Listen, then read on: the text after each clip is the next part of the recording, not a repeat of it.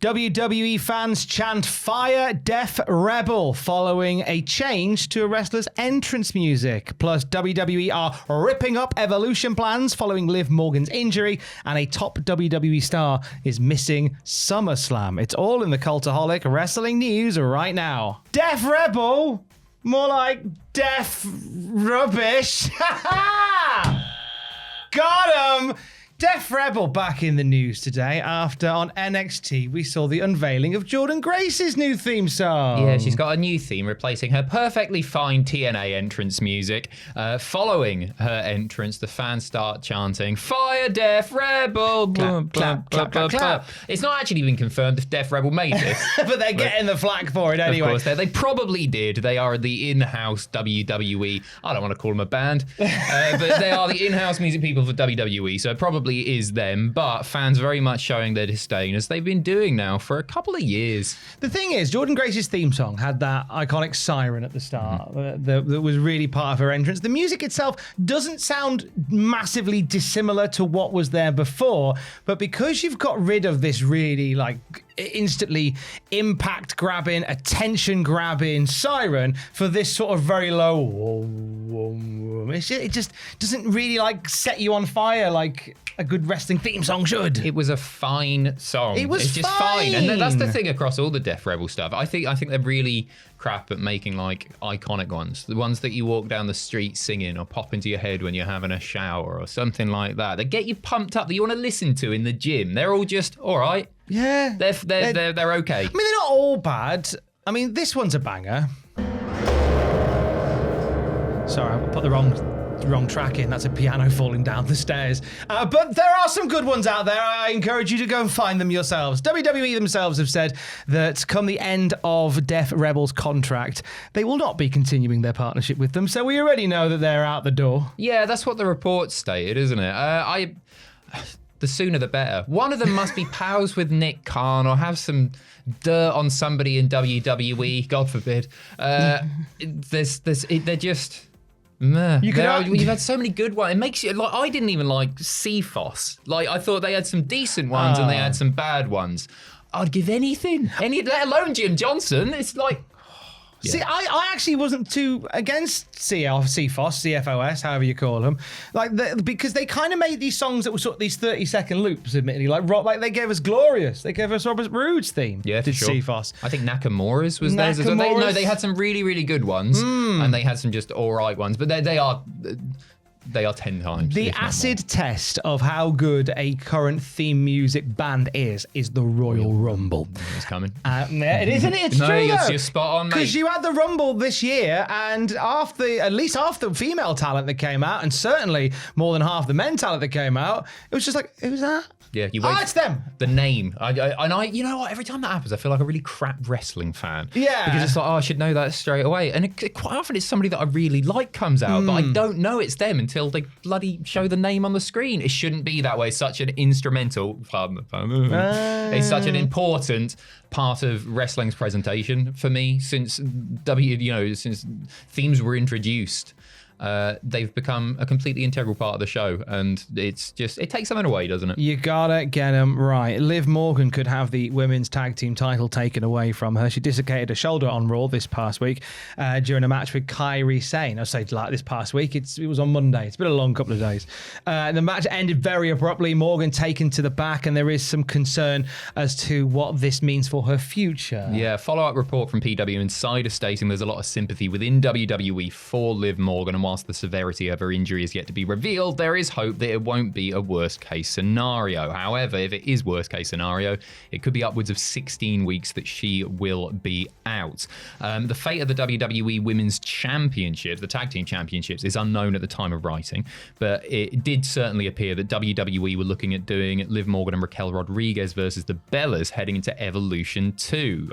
So WrestleVote speaking a little bit more on this as well. They said, I was told this morning that the injury has now caused a lot of the Evolution card to basically be scrapped. be ripped up and start again from scratch because she was pegged for a big-time tag team match that is not going to happen now. That spot is going to be filled by someone else, and there's a lot of ripple effects. So this was clearly going to be a big center point of Evolution to have the Bellas challenge and presumably win the women's tag team titles. Ooh, you reckon? Oh yeah, I would say almost definitely. You know, like we're in a current time in WWE where we could see a couple of legends getting a legacy run just for bants, and the Bella Twins could be a set of them potentially.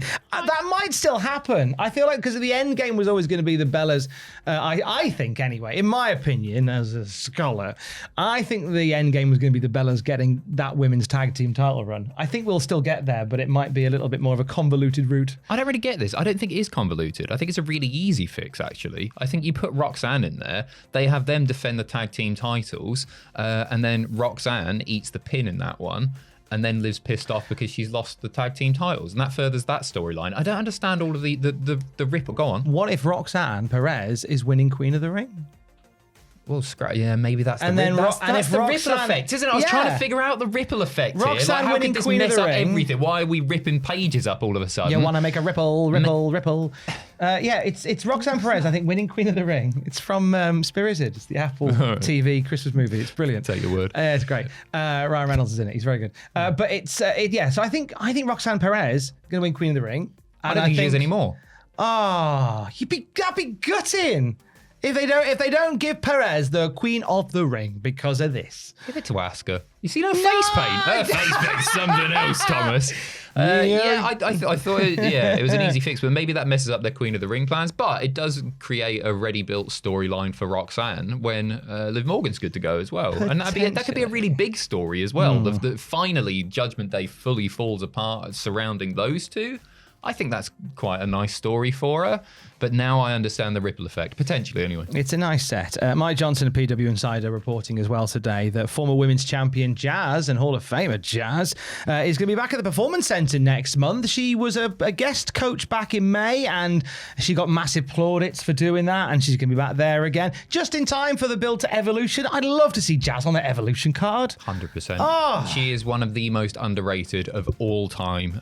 She is one of the best women's wrestlers to ever step foot in the ring. She is seriously incredible at what she does, and her career, if you didn't follow it after a WWE run, she went on to do incredible things in various promotions, very notably in NWA. Obviously had a rather lengthy reign there. She is incredible. She's so good. Sign her full time. I can't think of many people who are more qualified to teach the in-ring aspect of pro wrestling to the Performance Center students than Jazz, because she is unreal. From one Hall of Famer to another, Rey Mysterio, update on him. He won't be at Evolution because he is an bloke, but he won't be at SummerSlam either, according to the latest report, Adam. Yeah, Conan on Keeping It 100, saying that the injury and rehab will keep Rey out of the ring until August, with a return looking unlikely for SummerSlam, but likely for after SummerSlam.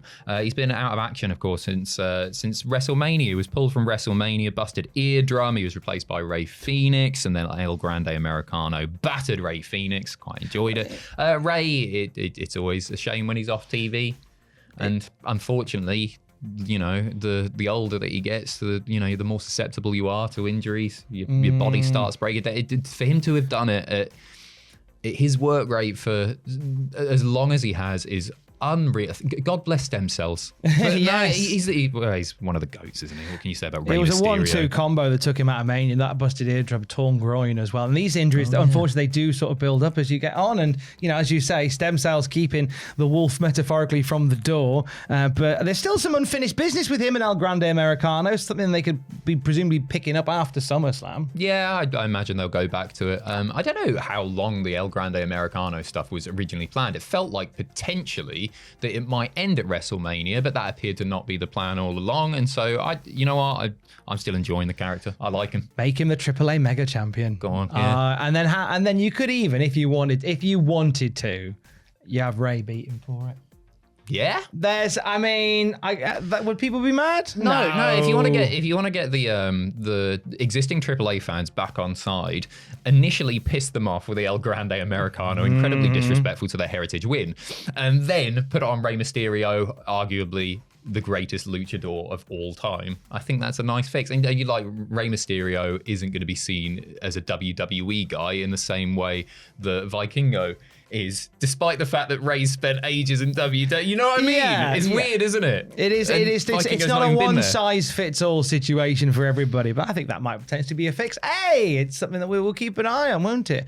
And for the very latest wrestling news at any time, you can check out cultaholic.com. Stay safe. Love you. Bye.